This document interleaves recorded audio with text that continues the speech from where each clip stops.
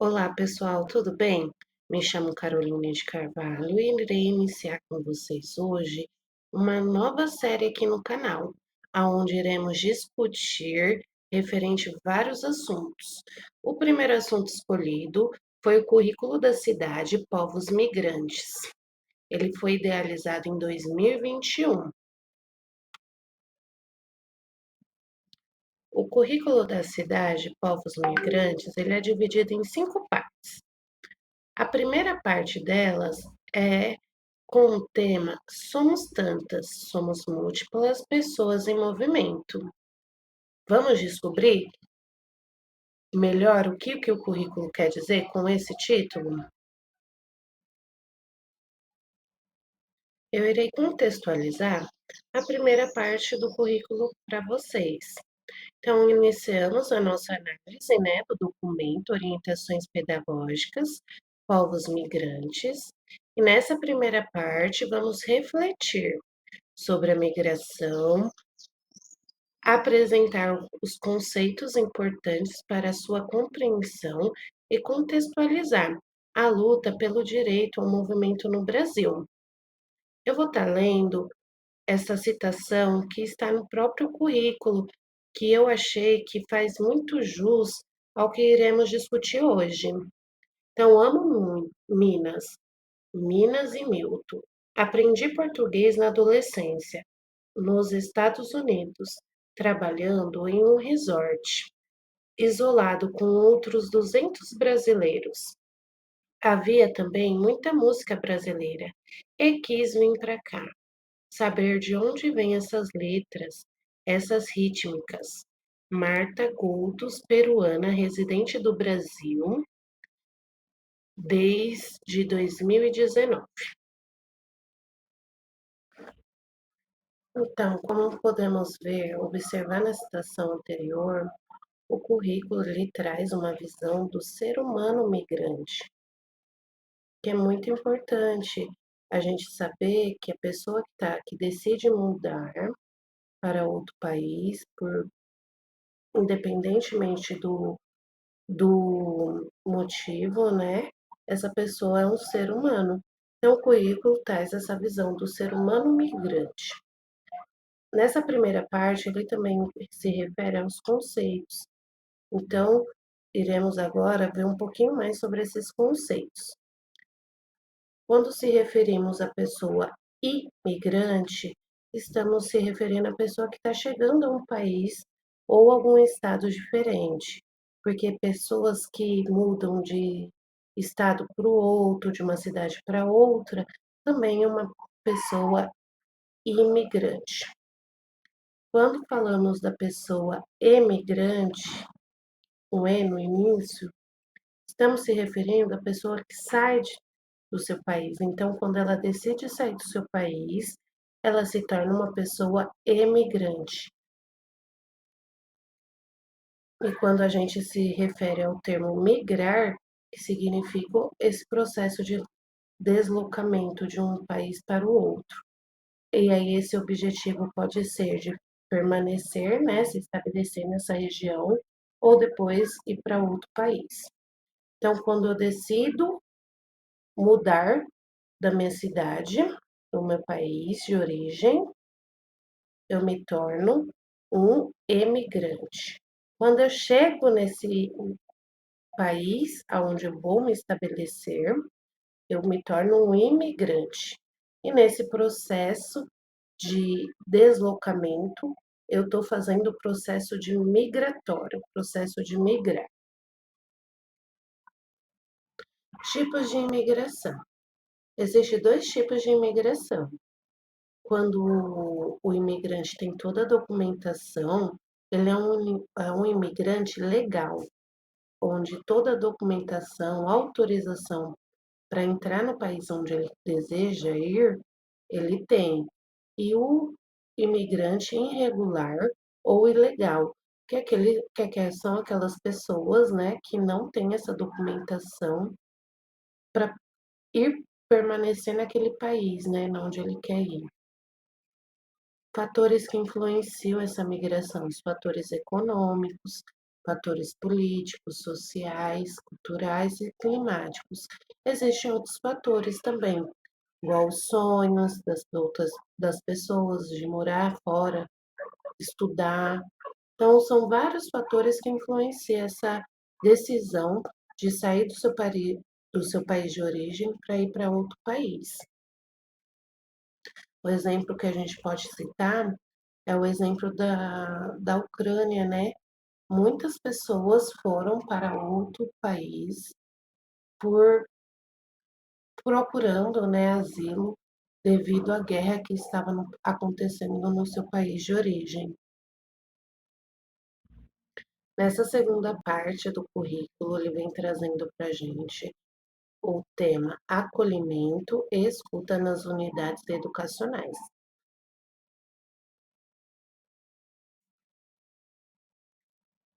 São Paulo é como o mundo todo. Aí aqui tem um perfil migratório da cidade de São Paulo, né, da rede de ensino. São 10 nacionalidades com maior representatividade entre os estudantes imigrantes internacionais matriculados nas unidades. Você pode ver aqui no gráfico, esse gráfico é do currículo. Bolívia, Venezuela, Haiti, Angola são todos os países com maior representatividade. Um outro exemplo que o próprio currículo traz são como está dividido pelas DREs. Então, a gente tem várias DREs na região de São Paulo, e a maior representatividade é na região da Penha, né, na DRE da Penha, com maior número de bolivianos matriculados nessa região da Penha. Aspectos jurídicos e direitos dos imigrantes. O próprio currículo, ao longo, né, dos capítulos, ele vem trazendo os aspectos jurídicos, que todos temos direitos. A partir do momento que aquele cidadão ele entra no país, ele passa a ter direito e deveres mediante as normas daquele país. Isso acontece também aqui no Brasil. Então, a Declaração Universal dos Direitos Humanos, a Convenção de Salamanca, a convenções da ONU, isso são convenções que regem os direitos dos imigrantes. E ao longo do currículo, ele vem citando leis e convenções, declarações, mostrando para a gente aonde está essas normativas que garantem o direito daquela pessoa migrante. Papel da escola. Qual é o papel da escola mediante ao recebimento de crianças e adolescentes e adultos também que vêm de outro país? Então, no nosso primeiro tópico, a gente tem as políticas municipais para a população migrante, que são nada mais é o que foi citado no slide anterior, são as legislações que regem essa população migrante, que dá a garantia de direitos, o princípio da interculturalidade, de ter esse aluno, ele tem o direito de estar dentro da escola, de estar participando dessa comunidade, identificar a origem da comunidade escolar, que a gente tem que identificar. Por exemplo, igual foi citado, na DRE da Penha tem o maior número de concentração de imigrantes bolivianos, né, de origem boliviana. Então, se a gente sabe que na região da Penha tem esse maior número de concentração, provavelmente você, professor, vai estar dando aula numa sala onde existe pessoas, crianças, né, que são imigrantes. Então, você tem que saber se se essa criança sabe falar o português, ou se você vai precisar de recados bilíngue, fazer a interação dessa pessoa na sala de aula. Entender que essa pessoa é uma pessoa de direitos e é um ser humano. Então, essa criança ou os familiares, ou esse adolescente, esse adulto, não fala português, vamos fazer um bilhete bilíngue, vamos tentar melhorar essa comunicação, vamos sugerir aulas extras com a nossa língua para poder fazer essa interação dessa criança e desse familiar. O que não pode é essa criança ficar isolada. A gente sempre tem que fazer essa interação. Vou dar um exemplo da escola onde eu trabalhei, onde a gente recebeu um aluno, né, da Rússia. E no primeiro momento foi terrível, porque a gente mal conseguia entender o que o pai falava, o que que o aluno falava. Eu tentei um pouco de inglês com ele, mas eu também não sou fluente, não sei falar, então falava mais errado ainda. Mas ao longo do ano, né, do pouco que eu acompanhei esse aluno, porque infelizmente eu tive que sair dessa unidade escolar, ele conseguiu, no período que eu estava com ele conseguiu já estar brincando, interagindo. Nas reuniões de pais, a gente conseguiu conversar, entender esse pai, e aos poucos ele foi se interagindo da comunidade escolar, de como funcionava a escola, de como funcionava todo o ambiente escolar. Mais uma citação do próprio currículo, falando da importância daquilo que a gente já vem falando, né? Da importância de fazer a interação dessa criança migrante no ambiente escolar.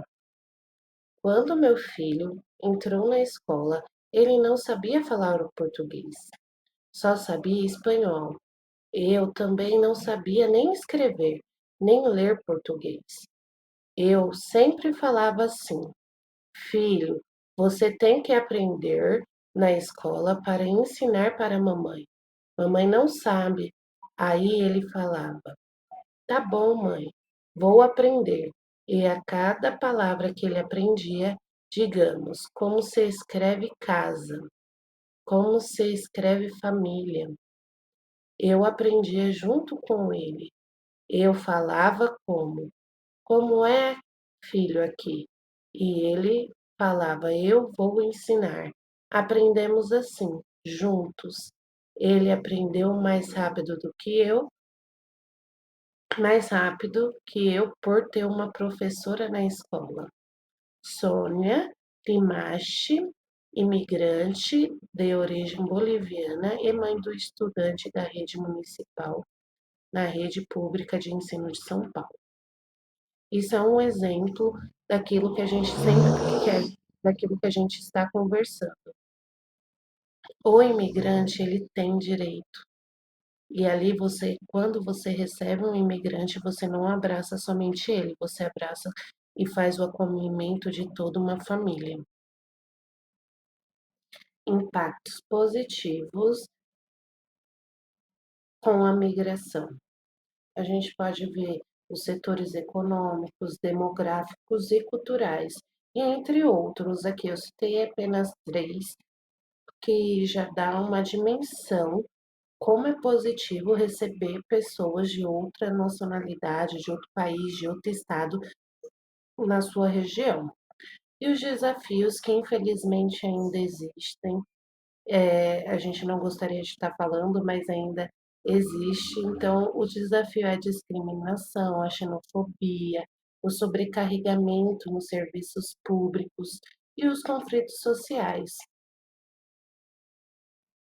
A terceira parte do nosso currículo, ele vem com o tema Práticas Pedagógicas, Diversidade Cultural nas Escolas.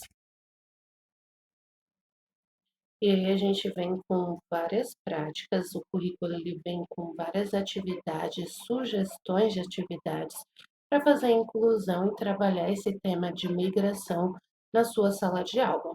Então a gente pode usar livros com protagonistas imigrantes, bonecas e bonecos com cores diferentes, cabelo, texturas, tranças.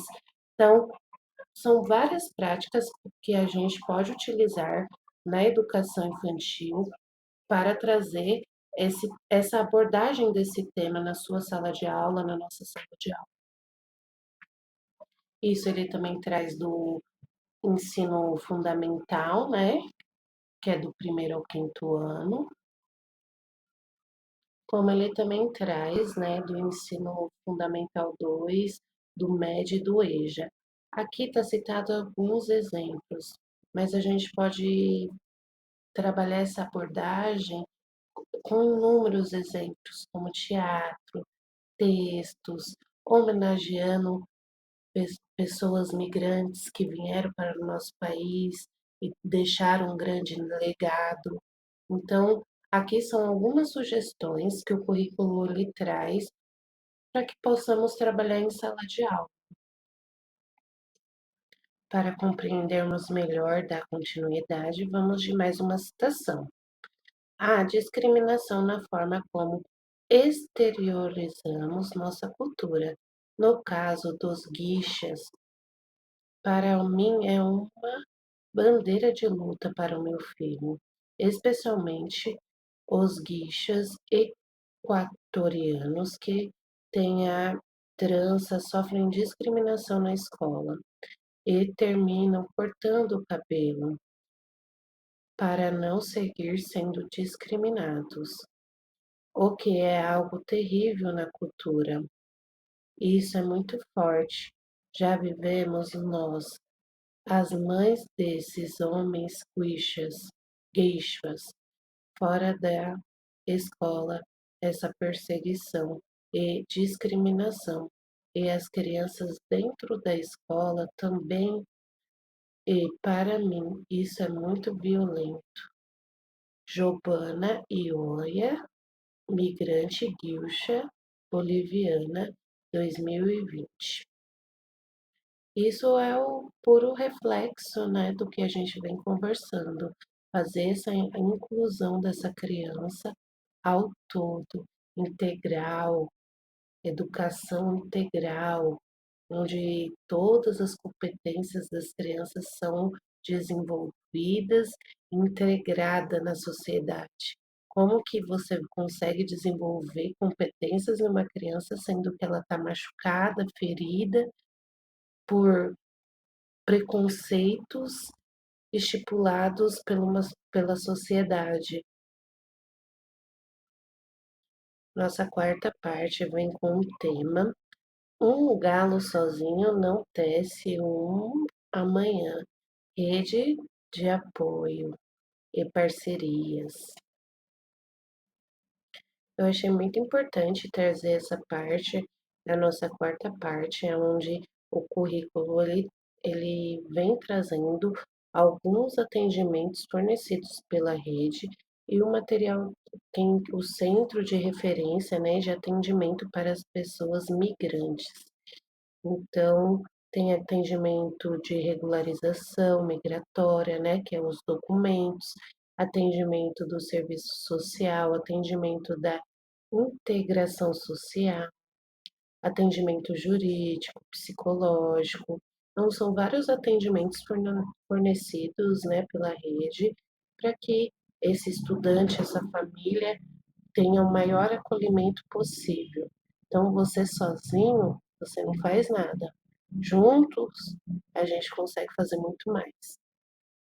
As considerações finais, esse é o tema, né, da nossa próxima parte, nossa quinta e última parte, que o tema é considerações finais até amanhã. Aí o currículo ele deixa essa mensagem, eu trouxe ela para vocês. Reforçamos ao longo que o contato com a diversidade nos enriquece e que, portanto, ter estudantes, professoras e professores com diferentes bagagens culturais nos ensina novas formas de viver e de trocar e aprender. E o currículo lhe traz uma proposta para ser realizada na sala de aula, que é assim: construímos espaços imaginados, modelamos o lugar dos nossos sonhos.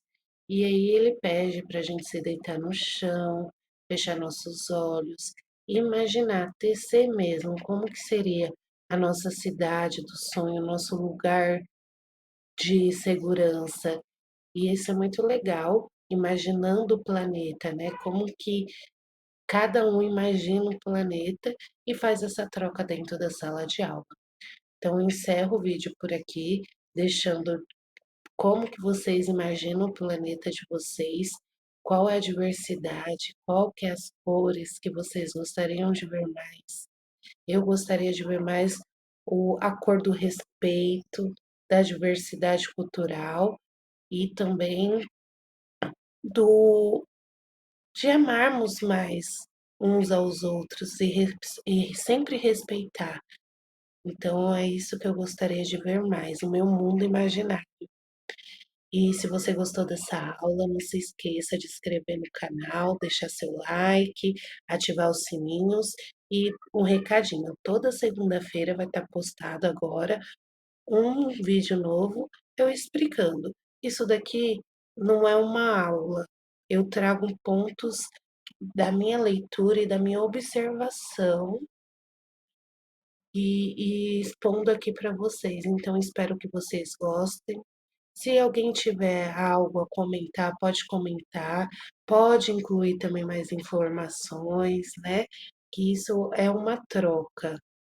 Então, eu gostaria que essas aulas, que essa, que essa esse tempo que eu estou aqui com vocês fossem uma troca de informações. Então, foi isso que eu entendi do currículo da cidade, né? Povos migrantes, e espero que vocês tenham gostado.